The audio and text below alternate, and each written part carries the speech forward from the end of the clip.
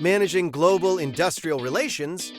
In the complex ecosystem of a multinational enterprise, M&E, global industrial relations, IR, also known as international employee relations, is the strategic function concerned with determining and regulating the employment relationship.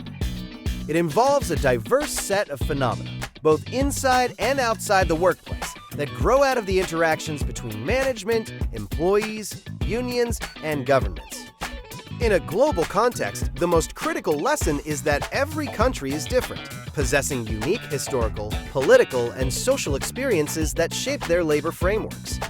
The primary objectives of effective industrial relations are to enhance the economic status of workers, minimize industrial conflicts, and maintain a say for workers in management decision-making.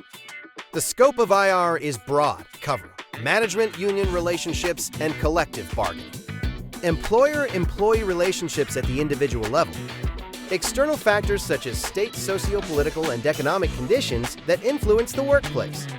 Multinational firms generally adopt one of 7 distinct approaches to managing their global labor and employee relations. Hands-off. Responsibility is left entirely to local managers in the host countries. Monitor. Headquarters tracks local decisions to forestall problems, but leaves primary responsibility in local hands. Guide and advise. Headquarters provides ongoing guidance based on home office policies, while allowing local control. Strategic planning. IR issues are fully integrated into the M&E's centralized strategic planning and global strategy. Set limits and approve exceptions. Subsidiaries have freedom only within narrow limits. Any deviations require HQ approval. Manage from headquarters. Local staffs have no freedom. All labor actions are directed by headquarters. Integration of HQ and local management. Decisions are made jointly, fully integrating assistance from headquarters with local expertise. Historically, labor movements were nationalist and protectionist. However, the growing power of MEs has pushed unions to become more global. Today, global union federations, GUs, and national trade union federations provide assistance across borders, working with bodies like the International Labor Organization, ILO, and the OECD to enforce labor standards. While transnational bargaining is a primary goal for these groups, no current international law mandates such negotiations, and adherence to international guidelines remains largely voluntary for MNEs. HR professionals acting as organizational architects must recognize that different regions follow different production regimes. Germanic model, characterized by strong collective institutions and juridically defined actors. Nordic model, modified by an extensive egalitarian welfare system and high employer-employee interdependence. Anglo-American model, often more adversarial, with owner control exercised at arm's length through financial markets.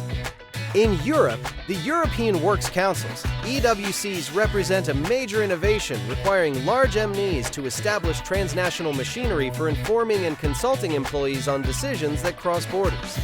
A prime example of IR complexity is Ford Motor Company, which manufactures in 30 countries and negotiates with unions in almost all of them. Bargaining takes vastly different forms, from local subcommittees in Australia to industry-wide negotiations in Germany. Despite this complexity, Ford manages these relations almost exclusively at the local level with minimal global coordination, using its Director of International Labor Affairs primarily to educate the Home Office about global labor realities. Managing global industrial relations requires a credible activist mindset. Practitioners have a professional responsibility to advocate for policies that foster fair and equitable treatment for all, regardless of the country of operation. By balancing global strategic objectives with local responsiveness, HR professionals protect their organizations from litigation risks while upholding the intrinsic dignity of the global workforce.